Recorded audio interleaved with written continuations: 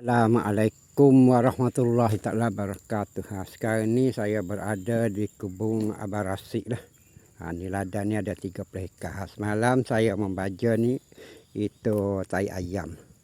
Jadi sekarang ni kita nak mengubah pola fikir pekebun-pekebun kecil lah. Banyak kebun kecil tak ada kemampuan keuangan lah untuk membaca.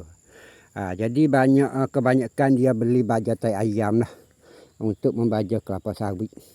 Baja tai ayam ni harganya kalau macam ni punya satu guningnya harga RM1.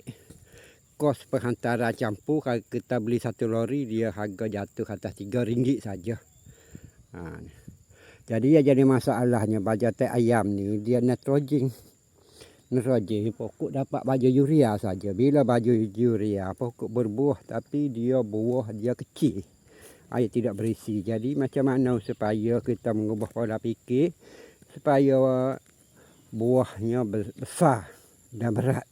Jadi kita kena tambah dia itu tambah fosfat dengan kalium.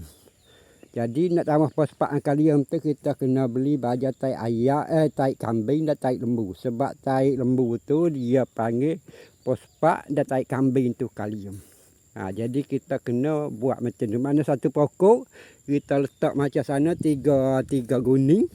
Mana kita letak satu baja tai ayam, satu baja tai kambing, satu baja tai lembu. Jadi pokok terlengkap NPK. InsyaAllah pokok tu akan berbuah besar lah. Buah.